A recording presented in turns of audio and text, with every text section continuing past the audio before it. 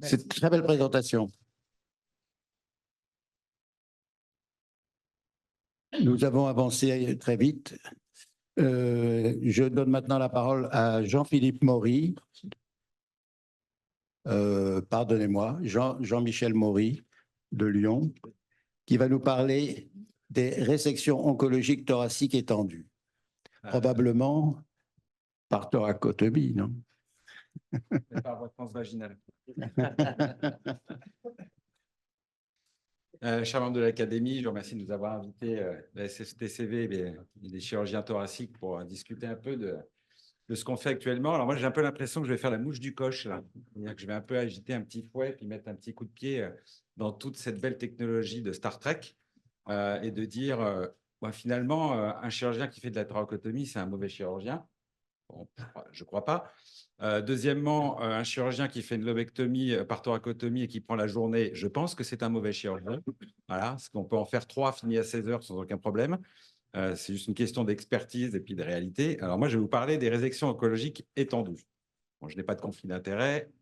Alors, c'est un vaste programme. De quoi on parle? Eh bien, on parle principalement des exéreses des tumeurs thoraciques de grande taille ou envahissant les structures dites nobles, que ce soit la paroi thoracique, l'axe trachéobronchique proximal, le cœur, les gros vaisseaux, la plèvre. Donc, finalement, c'est de se dire, de faire un peu le chirurgien requin, mais on va essayer de préserver la victime. Voilà. Le but, c'est quand même qu'on rende service aux malades. Donc, on voit très bien sur cette diapositive un peu la projection anatomique. Le thorax, il est vraiment accolé au médiastin et c'est là où va se passer la majeure partie de la problématique de résection étendue, les veines pulmonaires, l'artère pulmonaire, la trachée, l'oreillette gauche et la paroi également, qui est un vrai challenge, un enjeu majeur pour les tumeurs sarcomateuses ou tumeurs envahissant la paroi. Donc, on parle plutôt de ça, de cette volumineuse tumeur postérieure gauche qui envahit la paroi et qui franchit même cette paroi. On parle aussi de ça, cette tumeur du lobe inférieur avec un envahissement dans l'oreillette gauche. On parle aussi de ça, moi j'ai appris à Marina Long, l'envahissement du rachis. Puis on parle aussi de ce genre de choses, voilà, de chirurgie mini-invasive sur un synovialosarcome. Ça, c'est un patient que j'ai opéré il y a 6 ans, qui a récidivé l'année dernière sur une forme de métastase du lobe moyen, qui a été réopéré sur poumon unique. Donc on peut aussi faire de la chirurgie maxi-invasive. Alors, lorsqu'on s'intéresse à la classification TNM, parce que c'est bien aussi de savoir de quoi on parle, ce qui nous intéresse le plus dans ces chirurgies maxi-invasives, ce sont les T3 et les T4, des tumeurs entre 5 et 7 cm qui envahissent la paroi ou des tumeurs qui envahissent les structures nobles, cardiaques ou vasculaires. Et puis, quand on regarde ce que ça représente, c'est principalement les stades 2B, les 3A et les 3B. Les 3B, il y a encore beaucoup de choses à discuter dessus, sur maintenant l'avènement des thérapies néoadjuvantes, notamment la chimio-immuno, qui va transformer, comme ça a été dit tout à l'heure, une chirurgie qu'on ne faisait plus en chirurgie qu'on va refaire et qu'on refait déjà. Alors, finalement, ces malades-là, voilà, ça représente ce petit encart-là. Et puis, quand on regarde en termes de survie, tout de suite, c'est quand même assez décevant. C'est de mauvais pronostics. Le nombre de patients éligibles est faible. On a dit globalement, sur 100 patients qui ont un cancer du poumon, on va en pouvoir en opérer que 20. Et maintenant, actuellement, on est plutôt dans plus de 50% dans des petits stades. Donc, les stades avancés, on les voit encore de moins en moins. C'est un panel hétérogène, ce que je vous ai montré tout à l'heure. Ça peut toucher la paroi, les gros vaisseaux, le diaphragme, et ainsi de suite. Donc là, on réinsiste sur le rôle crucial de la réunion de concertation pluridisciplinaire où justement, on va définir une stratégie. Ces patients-là, on ne les découvre pas au bloc opératoire à 9 h le matin après son café. Non, ils ont été préparés, on y a réfléchi, le matériel est prévu, une assistance circulatoire est prévue également s'il y a besoin. C'est jamais une découverte. Alors, on se dit que finalement, est-ce que ça vaut le coup en termes de survie? Quand on compare par rapport à la diapo précédente, si on regarde les 3A, voire des 2B, et on voit que finalement, la survie après chirurgie, elle n'est pas si mal, la survie cumulative à 5 ans. Elle est de l'ordre de 60%. D'accord, mais chez des malades ultra sélectionnés. C'est ça le maître mot, c'est qu'on ne va pas faire ça à tout le monde, on va bien sélectionner ces malades. Alors, technicité exemple, c'est un topo un peu fourre-tout parce qu'on pourrait en parler pendant des jours aussi de la chirurgie maxi-invasive. On va faire quelques exemples de résection pariétale, de résection vasculaire, de résection trachéobronchique et de résection pleurale. Bon, ça, c'est pour me flatter un peu parce que c'est un peu mon topic, donc je ne pouvais pas ne pas en parler. Donc, la chirurgie du Pancoast, donc j'en parle parce que je l'ai appris ça chez M. Dartevel, la résection en bloc. Donc, c'est une chirurgie assez complexe, hein, avec des voies d'abord qui peuvent être délabrantes, où on va réséquer du plexus, une artère, une veine, une vertèbre associée parfois, des côtes souvent. Donc voilà, ça, c'est une chirurgie avec une voie d'abord qui peut être faite soit juste cervico-thoracique. Certains peuvent la faire en 2 temps. Là, vous avez un exemple de voie d'abord cervico-thoracique avec la pièce d'exérèse, hein, la lobectomie avec des fragments costaux, du remplacement vasculaire du côté gauche, l'artère, la veine sous-clavière. Et la chirurgie du pancréas, ça a été assez important parce que c'était la première fois où il y avait une vraie étude qui démontrait un bénéfice en termes de survie et de résécabilité après une chimio néoadjuvante. C'est Valérie Roche à New York qui avait montré ça en 2001. Plein de gens n'y ont pas cru, mais en fait, ça a été vraiment la grande étude qui a montré un intérêt pour une radiochimiothérapie néoadjuvante dans la chirurgie de ces tumeurs. On en reparlera parce que c'est ce qui va se passer maintenant, en fait. On a juste décalé le temps. Lorsqu'on regarde la survie des pancostes, hein, on voit que la survie, quand même, à 10 ans, il y a quand même pas loin de 30% des patients qui sont toujours en vie. Donc, ce n'est pas anodin, c'est un très bon résultat. Et on voit, comme ce qui est maintenant évident en chirurgie thoracique, hein, que le facteur limitant, c'est le facteur N. Et pas n'importe quel N, le facteur N2. Donc, les gros progrès actuels à faire pour des chirurgies maxi-invasives, hein, c'est de limiter ce N2. Et ça, c'est tout à fait ce qu'on voit maintenant avec la chimio-immuno néoadjuvante. On verra les résultats sur ces malades-là encore un peu plus maintenant que l'essai est sorti. Chirurgie maxi-invasive, on peut aussi faire de la chirurgie vertébrale associée, donc avec un envahissement du corps vertébral. Alors nous, on avait utilisé à Lyon, on avait transposé le protocole de Valérie Roche sur ces tumeurs-là et on faisait chimio, radiothérapie néoadjuvante et on les opérait après. Alors au départ, on se trouvait très très fort, on s'est dit on va les opérer en un temps, c'est super. La chirurgie durait 10 heures, le malade en réanimation passait un petit peu de temps pour récupérer cette agression majeure. Et puis, à un moment, on s'est dit, on va le faire en 2 fois. Donc, avec nos chirurgiens orthopédiques du rachis, on a fait semaine 1, premier jour, chirurgie du rachis, il prépare tout, fixation étendue. Il commence déjà à scier la vertèbre, à laisser des lacs de repère. On laisse le malade récupérer une semaine. Et la semaine d'après, on fait un deuxième temps par voie thoracique. Et on a des résultats qui sont plutôt encourageants en termes de récupération et de morbidité post-opératoire. Alors, le dicton qu'on avait adopté, c'était 2 temps valent mieux qu'un. Alors, ça a été corrigé sur l'autre diapo. L'exemple de type de chirurgie pariétale, ça, c'est une patiente que j'ai opérée il y a 6 ans maintenant, une volumineuse tumeur à cellules géantes sous-mammaires, à qui on a fait une pariétectomie élargie. Hein, on peut voir ici à 3 côtes sous le sein, au ras du diaphragme, qui ont été enlevées, avec là le péricarde, le diaphragme, la fermeture par la plaque de Gore-Tex. Voilà, on peut faire vraiment plein de choses à condition qu'on y ait pensé et qu'on ait bien le matériel prévu à l'avance. Autre exemple de paroi, donc ce n'est pas une jonque chinoise, c'est une résection pariétale pour un sarcome des Ewing, patient qui avait 57 ans à l'époque, masse thoracique, il est découvert, il est ponctionné, il a son traitement néoadjuvant et il est ramené au bloc opératoire chez nous. On fait une résection du sternum-rachis de la côte incriminée avec une large portion des côtes sus et sous-jacentes, une portion du poumon avec. Et toujours le problème de ce genre de chirurgie, c'est ça. On se retrouve avec un cratère et comment on va fermer tout ça. Là, on avait utilisé des barres en titane avec un filet de vicryl, plus un lambeau de grand dorsal, afin de calfeutrer tout ça. Donc, je vous rassure, ce patient va très bien. Il m'envoie des photos de ses vacances tous les ans. Donc, voilà, c'est une chirurgie qui est maxi-invasive, mais qui est faisable à condition de l'avoir préparée. Là, on n'avait pas utilisé de chirurgien plasticien parce que les lambeaux de grand dorsaux, on les fait nous-mêmes. Mais dans certaines équipes, on peut être amené à prévenir un plasticien pour faire des lambeaux beaucoup plus compliqués, des lambeaux de droit abdominaux et des lambeaux autres que nous ne sommes pas en mesure de faire. Alors, dans les résections vasculaires associées, le grand classique, cher à M. Chapelier, la veine cave supérieure, la résection de la veine cave supérieure, voire même de l'oreillette gauche et de l'aorte thoracique. Donc, la veine cave supérieure, c'est un clampage assez rapide, avec une suture également assez rapide en interposant une prothèse de Gore-Tex ou le plus souvent de Gore-Tex, annelée, afin que ça ne se collate pas derrière. Donc, c'est une chirurgie qu'on ne peut pas faire n'importe où non plus parce qu'il faut quand même gérer les potentielles complications. Puis quand la chirurgie devient très, très difficile, on peut être amené à partir avec une assistance circulatoire si la suture est trop longue afin de pouvoir oxygéner le patient puis de le drainer, surtout pour éviter qu'il ait un œdème cérébral majeur.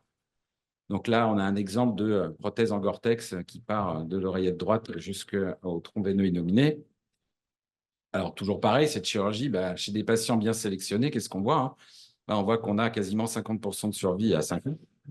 Et toujours pareil, la problématique, c'est le N2. Le problème, ce n'est pas un problème de technique chirurgicale, parce que n'importe quel chirurgien bien formé va pouvoir retirer ce genre de tumeur. Le problème, c'est de bien identifier le patient et de bien identifier le N2 préopératoire et de limiter la survenue de la récidive. C'est ça la grande problématique. Pareil, on peut faire des résections de l'oreillette gauche, donc ça, je ne vous montrerai pas spécialement, mais soit par un clampage latéral ou même parfois en arrêtant le cœur pour pouvoir reconstruire une partie de l'oreillette. En faisant une cardioplégie et un drainage complet du cœur, on peut interposer un patch afin de restaurer la circulation. Alors, il y a Irkusy là, qui a fait une étude qui est assez intéressante à lire, qui a défini différentes zones d'envahissement aortique. Donc, le type 1A qu'on voit ici, globalement, il ne va pas s'opérer souvent. C'est celui qui a la paralysie récurrentielle, qui est une contre-indication chirurgicale. Hein. Tout jeune chirurgien, à un moment, s'est dit moi, je vais faire mieux que mes maîtres. Il y a un récurrent, je vais quand même y aller. Et tout jeune chirurgien est reparti aussitôt la queue basse parce que globalement, c'est envahi et on ne peut pas l'enlever. Mais ça fait partie de la phase d'apprentissage aussi. Donc là, on a un exemple avec un remplacement par une allogreffe artérielle de l'aorte thoracique. On peut maintenant, avec des procédures un peu hybrides, hein, avec les chirurgiens vasculaires, interposer une endoprothèse thoracique. Ça, on l'a déjà fait sur des chirurgies de vertèbres, avec une souple lanière droite rétroesophagienne qu'il avait fallu occlure pour pouvoir aller réséquer toute la tumeur. Et on peut très bien mettre la prothèse, enlever la paroi de l'aorte et puis voir la prothèse endothoracique et refermer avec un patch dessus pour la couvrir. C'est tout à fait faisable. Mais ça, c'est pareil. Ça se planifie. Ce n'est pas quelque chose qui va se faire comme ça le matin. Tiens, je vais faire ça. Non, il faut inclure nos collègues chirurgiens vasculaires, choisir la bonne prothèse, la bonne séquence, afin d'avoir les meilleurs résultats possibles. Cette étude a été intéressante parce que finalement, pour des chirurgies extensives comme celle-là, la mortalité était comprise entre 10 et 15% et une morbidité de l'ordre de 30%. La morbidité, c'est très large. Hein. En chirurgie thoracique, la morbidité, on la connaît bien. C'est 10-15% de pneumopathie, c'est 10-15% d'AGFA. Voilà, c'est principalement ça. Et il avait bien mis en évidence qu'il vaut mieux opérer des lésions associées plutôt de type 2, alors thoracique descendante, qui ont un bien meilleur pronostic que les lésions beaucoup plus proximales, avec une survie moyenne qui était de l'ordre de 31 mois. Alors maintenant, quand on parle de résection vasculaire étendue, il faut bien parfois utiliser un support vasculaire d'oxygénation ou de perfusion. Donc, on a à disposition soit la CEC traditionnelle, qui fait appel à nos chirurgiens cardiaques avec qui on opère de concert, ou maintenant, de plus en plus, le développement, quand il n'y a pas besoin d'un arrêt cardiaque, l'ECMO qui peut être véno-veineuse ou artério-veineuse, souvent véno-veineuse, afin d'assurer une bonne oxygénation. Alors, les deux n'ont pas le même intérêt, comme je vous l'ai dit. Hein. La CEC, elle permet la cardioplégie, elle est indispensable dans la chirurgie de la crosse et de l'aorte ascendante, notamment dans certaines tumeurs du thymus qui peuvent envahir l'aorte ascendante. On peut être amené à la remplacer pour faire un monobloc. Donc là, on a besoin de la CEC. L'ECMO véno-veineuse, c'est plutôt un support oxygénatoire, notamment dans certaines chirurgies de la trachée, de la carène. Parfois, on peut en avoir besoin, mais finalement, ça représente que 0,5% de l'activité chirurgicale en chirurgie thoracique. Donc, il faut savoir le faire, mais ce n'est pas indispensable dans la chirurgie thoracique courante de savoir faire ce genre de technique. Là, c'est plutôt réservé au centre expert. Et on peut même utiliser des ECMO véno-artériels pour l'aorte thoracique descendante. Hein. C'est juste un problème d'oxygénation et de perfusion. C'est faisable aussi. L'exérèse trachéo-bronchique proximale, alors certains la font sous robot. J'ai vu que ça a déclenché quelques petites discussions. On peut le faire aussi par sternotomie. Nous, on a même souvent dans la chirurgie basse ou chirurgie de carène, on fait souvent une sternotomie avec une ECMO véno-veineuse pour être tranquille et faire la chirurgie en interaorticocave, mais on peut très bien la faire par thoracotomie droite. Hein, ça marche très bien aussi pour des résections étendues de trachée ou des carènes pour faire remonter la bronche souche gauche. Toujours pareil, on se dit finalement, ces malades-là, les 3A tout confondu, c'est 15% de mortalité ou d'espérance de survie à 5 ans. Un 3A trachéal bien identifié, bien stagé, à 5 ans, une chirurgie, c'est 47% de survie, voilà, avec toujours la même interrogation sur le N2, qui est le facteur limitant. Alors, en termes de résection pleurale, maintenant, le gold standard avant, c'était la pleuropneumonectomie. Bon, globalement, maintenant, est-ce qu'il reste une place à la pleuropneumonectomie? Ça, c'est très discutable, notamment dans le mésothéliome ou autre. C'est une chirurgie qui a été très délabrante avec une morbimortalité qui était quand même assez élevée. Voilà, ça peut être réservé à certaines formes de sarcome, mais ça reste encore une fois de la chirurgie, pas d'excellence, mais dans un milieu, dans un environnement tracé, avec tout ce qu'il faut pour pallier à n'importe quelle complication. L'autre chirurgie pleurale, c'est la chirurgie des métastases pleurales du thymome. Là, un petit exemple, un patient avec un thymome de sous-type A, opéré, de mémoire, ça devait être en 2015, puis il revient 2 ans et demi plus tard avec des implants pleuraux, comme ça. Donc maintenant, on peut développer des techniques un peu dérivées des techniques de chirurgie digestive, notamment la prise en charge des cancers de l'ovaire par la chimiothérapie intrapéritonéale. Nous, on a fait un peu la même chose. On a développé la pleurectomie de cytoréduction. Donc là, on a une pleurectomie subtotale avec, vous voyez, les métastases qui sont ici et là, et qu'on a pu retirer. Et on associe à ça une chimiothérapie intrathoracique avec, dans l'exemple ici, du cisplatine et de la doxorubicine, avec des survies globales qui sont assez intéressantes, hein. Notamment une survie sans récidive de l'ordre de 70 mois et une survie globale qui est de l'ordre de 118 mois. Alors, c'est particulier, c'est une maladie d'évolution lente, mais quand même, quand on sait qu'il n'y a pas quand il n'y a pas de chirurgie dans ce type de malade-là, le taux de réponse, il est de l'ordre de 30 à 50% avec une survie sans récidive comprise entre 5 et 10 mois. Cette technique a l'avantage de pouvoir offrir, par exemple, 5 ans de suivi sans aucune chimiothérapie, en sachant que c'est une maladie métastatique et qu'ils en auront de toute façon à un autre moment. Parfois, ça leur permet d'avoir des pauses très, très longues et de chroniciser cette maladie. Donc, en résumé, la chirurgie lourde, il ne faut pas l'abandonner. Elle a un peu disparu avec le mini-invasif, mais maintenant qu'il y a la chimio-immuno-néoadjuvante, cette chirurgie réapparaît de nouveau. La chirurgie de rattrapage qu'on appelle maintenant, des patients qui ont eu 5 ans d'immunothérapie et puis qui ont toujours une seule lésion qui fixe, on se retrouve à les opérer pour enlever le résiduel tumoral. On arrive plus dans une phase de chronicisation de la maladie. Enfin, c'est une maladie tumorale et je pense que le but, c'est de rendre ça en maladie chronique, mais chronique longue. Donc ça, c'est encore à évaluer. Cette chirurgie lourde nécessite aussi des réseaux d'expertise, des concertations pluridisciplinaires. Et maintenant, question finale, y a-t-il encore de la place pour ce type de chirurgie? Parce qu'on avait quelques doutes tout à l'heure, mais là, je pense qu'il y a vraiment, c'est une chirurgie qui devient marginale. De par le dépistage, ça va diminuer, mais il y a des résections infralobaires, il y a une planification des centres experts. Mais je pense que la place, justement, notamment dans le terme d'apprentissage des étudiants, faire du robot, c'est super. Quand on n'a pas le robot en accès, faut savoir faire de la vidéo. Et puis, quand on ne peut pas faire en vidéo et en robot, même si on peut pousser, il faut savoir faire de la chirurgie conventionnelle. Et notamment la chirurgie conventionnelle, quand on a un accident sous robot, sous vidéo, et qu'on a fait un gros trou dans l'artère pulmonaire, il faut encore savoir clamper l'artère pulmonaire rapidement pour sauver la peau du malade. Donc, ce n'est pas antinomique, c'est complémentaire. Voilà. Je pense que dans le panel, maintenant, il faut savoir faire les 3 choses. Je vous remercie de votre attention. Donc, merci Jean-Michel. J'ai beaucoup aimé cette présentation qui m'a rappelé le bon vieux temps quand j'étais interne d'Henri Le Brigand. C'était une autre chirurgie thoracique. Est-ce qu'il y a des questions? Non, apparemment pas. Oui. Oui, je t'en prie. Et poser une question à Jean-Michel.